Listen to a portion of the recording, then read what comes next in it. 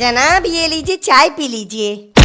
बेटा अपने जनाब को चाय नहीं कॉफी पिलाओ, क्योंकि एक कटिंग चाय और एक चुटकी सिंदूर की कीमत तुम्हारा पूरा पाकिस्तान जान गया है। अपनी जुबान पर लगाम दो पड़ोसियों, वरना इस बंदूक की सारी गोलियां तुम्हारे सीने में उतार दी जाएंगी। और शांति रखो शांति, इतना गुस्सा सेहत के लिए हानिकारक होता है। और वैसे बंदूक चलाने से पहले ये तो देख लो कि तुम्हारी बंदूक में गोलियां भरी हैं या हवा। नहीं बाद में पता चले कि ये तुम्हारी बंदूक तो खाली है, बिल्कुल तुम सबके दिमाग की तरह। बस बहुत हुआ जनाब, सिर्फ आप एक बार हुक्म करिए, फिर देखिए मैं इस बुढ़े के साथ इसकी पूरी टोली को कैसे मौत की नींद सुलाता हूँ। सर आपने हमें बॉर्डर पे देश की रक्षा के लिए बुलाया था या चुटकुला सुनने के लिए? मतलब 15 दिनों से जिसका पूरा देश चैन की नींद नहीं सो पा रहा, वो नमूने चले हैं हमको सुलाने। और नहीं तो क्या, अरे शुक्र करो कि हमारे इनके जंग में ट्रंप दद्दा बीच में आ गए, नहीं तो तुम चुटकुला नहीं तबाही की खबर सुन रहे होते।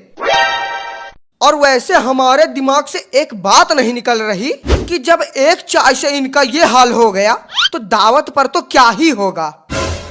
होगा क्या, वही होगा जो मंजूर चाइना और अमेरिका होगा। अपनी हैसियत से लाखों गुना ज्यादा तो कर्जा ले रखा है इन्होंने, फिर भी 2 वक्त का आटा बड़ी मुश्किल से आता है, तो फिर दावत तो भूल ही जाओ। जनाब आप कुछ करते क्यों नहीं? आखिर कब तक आप मुंह छुपाते रहेंगे?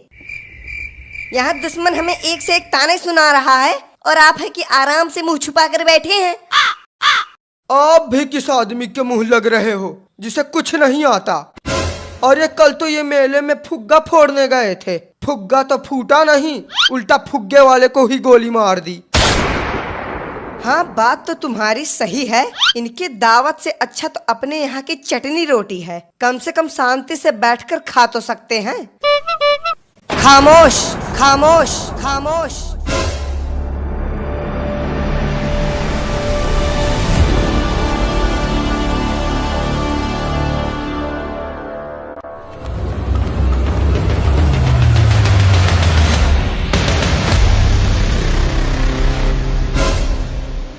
हम इतनी देर से शांत बैठे हैं तो इसका मतलब ये नहीं कि हमारा मुल्क कमजोर या गरीब है।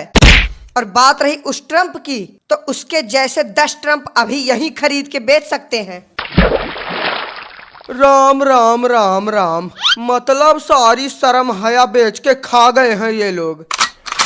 अरे इतना लंबा तो हमारा नीरज चोपड़ा भाला नहीं फेंकता जितना ये सब फेंक रहे हैं। हाँ बुढ़े, फेंकते तो हम हैं ही, चाहे वो बातें हो या गोला बारूद। और आज इसका एक जीता जागता सबूत तू भी है। लेकिन चल, अब तेरा टाइम भी पूरा हो गया है, ऊपर जाने के लिए तैयार हो जा। 1 2 3। लो ये चाइनीज माल भी फुस हो गया, बिल्कुल इन्हीं की तरह। इससे बेहतर तो हमारे यहाँ दिवाली के पटाखे चलते हैं। अरे ये तो वही बात हो गई कि नाम बड़े और दर्शन छोटे, ऐसे लोग तो अपने बाप के भी नहीं होते। दर्शन छोटे? अरे ये कहो कि दर्शन खत्म। अगले कुछ दिनों में इनके पूरे देश का दर्शन मिलना मुश्किल हो जाएगा। नामकुल, ये कैसे खराब हथियार लेकर सरहद पर आ गए हो? दुश्मन के सामने हमारी और हमारे मुल्क का नाम खराब करने पर तुले हो? अरे जनाब धीरे बोलिए धीरे, वरना दुश्मन को पता चल जाएगा कि ये कोई हथियार नहीं बल्कि खिलौना है, खिलौना। वैसे भी हमारे सरकार के पास इतना पैसा नहीं है कि वो नए नए महंगे और खतरनाक हथियार खरीद सके।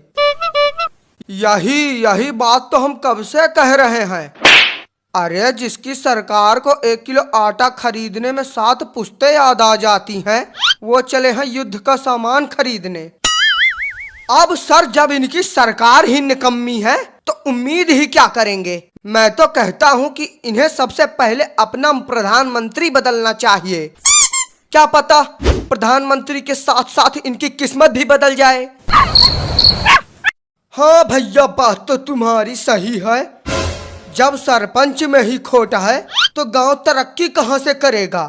काश हमें भी आपके मोदी जी जैसा एक अच्छा और बहादुर प्रधानमंत्री मिल पाता, लेकिन जब नसीब में ही लिखा है अंधेरा तो कहां हो पाएगा सवेरा। गद्दार कहीं के, जिस मुल्क का नमक खाते हो उसी से गद्दारी करते हो। बस बहुत खा लिया इस देश का नमक, अब गोलियां खा। अरे ये वाली तो असली निकल गई। जनाब ये क्या कर दिया आपने? इस मुल्क से जो भी गद्दारी करेगा उसको जन्नत हम नसीब कराएंगे। अरे जब इसे मारना ही था तो किसी दूसरे तरीके से मार देते।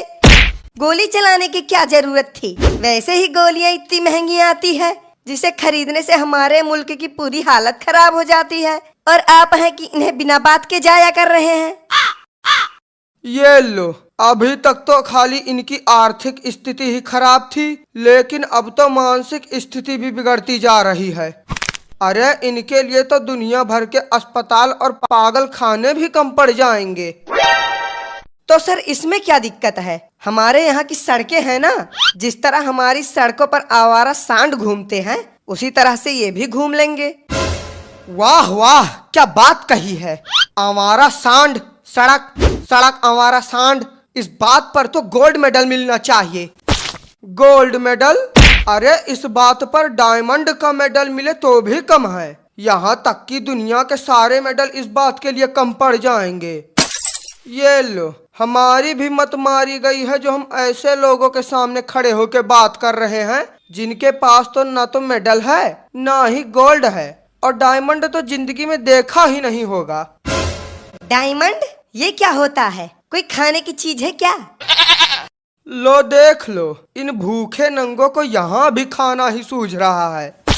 बस बुड्ढे, बहुत हो गई तेरी बकबक। हाँ बेशक हमने डायमंड नहीं देखा, लेकिन आसमान का तारा बेशक देख रखा है। कसम खुदा की, जल्द ही तेरे इस देश को आसमान का तारा बना दूंगा। ओए मुझे बुढ़ा बोलने वाले दढ़ियल, अगर तूने मेरे प्यारे देश की तरफ आंख उठा के भी देखा तो तेरी इन्हीं आंखों को निकाल के बंदूक की गोलियां बना दूंगा। हाँ, और हम उन्हीं गोलियों को बंदूक में डालकर धड़ाधड़ फायर कर देंगे।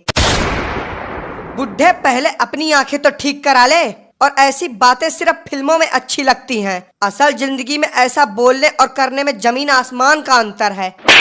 अच्छा ऐसी बात है तो ठीक है, आज हम इसी जमीन आसमान के अंतर को खत्म किए देते हैं। अब अगर तेरी कोई आखिरी इच्छा हो तो बता दे, वरना क्या पता आज के बाद तू देखने लायक बचे या ना। अरे जनाब ऐसा मत कीजिए। अगर आपको कुछ निकालना ही है तो हमारे कट्टे से राशन निकाल लीजिए, लेकिन हमारे जनाब को छोड़ दीजिए। अभी तो इनका निकाह भी नहीं हुआ है। ठीक है, हम तुम्हारे जनाब को छोड़ देंगे, लेकिन उसके बदले तुमको अपनी जान से हाथ धोना पड़ेगा। इस गधे के लिए कौन अपनी जान दे? जाने दो इसे जहन्नुम में। आप ऐसा करो कि आपको जो भी निकालना है, आंखें, फेफड़े, लीवर, किडनी, सब इन्हीं में से निकाल लो। हमें कोई तकलीफ नहीं है। ले दढ़ियल, तेरे इन नमूनों ने भी तेरा साथ छोड़ दिया। अब तुझे ऊपर जाने से कोई नहीं रोक सकता।